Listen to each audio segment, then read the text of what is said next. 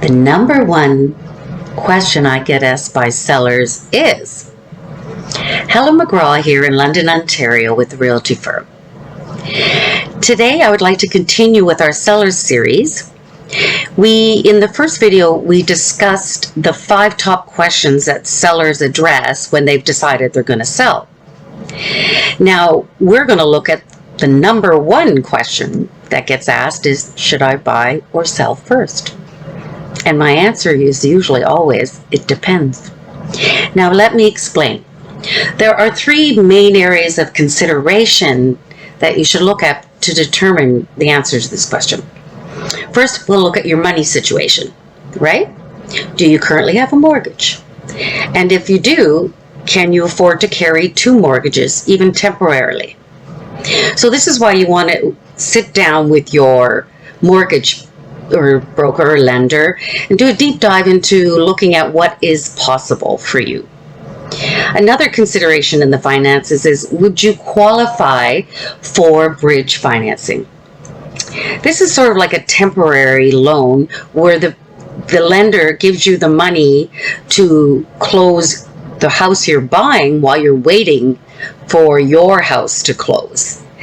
And it may be a week, a couple of weeks, or even a couple of months. So that's something that you would address and figure out the possibility if you needed it. The other area we have to look at is, what is it that you have in your house or a feature about the house that you have? Is it unique? Is it a unicorn? Is it going to be a little trickier to sell because there's not as many people looking for that? Like maybe you have an upside down house. So if that's the case, then you would probably want to sell first because it may take a while. And in the meantime, though, you want to really make sure that you are shopping around and ready to act. You're pretty clear about where you want to buy, what you want to buy, and how readily it'll be able to happen once your house is sold. Now, if the property you're looking for is the unicorn or unique, then of course you want to buy first, right? And make sure that you find what you want. But if that's the case, you got to make sure that your house is ready to go on the market in a blink of an eye, right?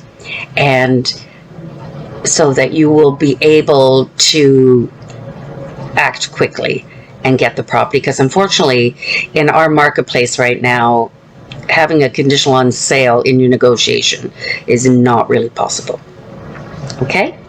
Our last question we want to look at is your risk tolerance or adversity.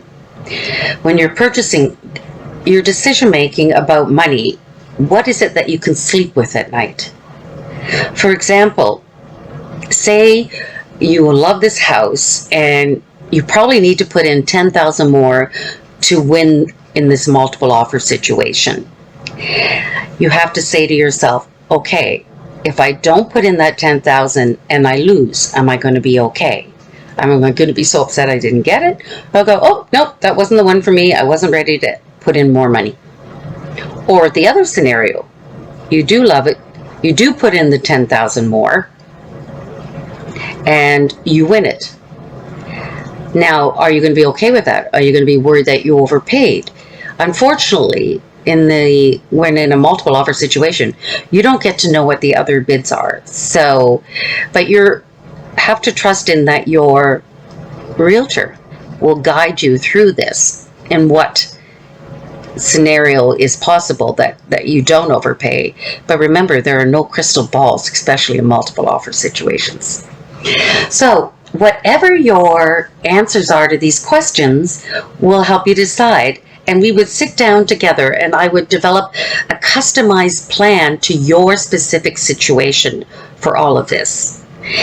My Buy, Sell, Success plan has a framework to deal with whatever option is chosen. So, when we decide, we work as a team. So, if you'd like to get some of these questions answered and do a deep dive, call me. So our next video, we'll look at one of the other questions, and that's really looking and being prepared to know where you're going to go, what you want in your new place, so that when you sell, you're ready to go. Till next time, take care, Helen.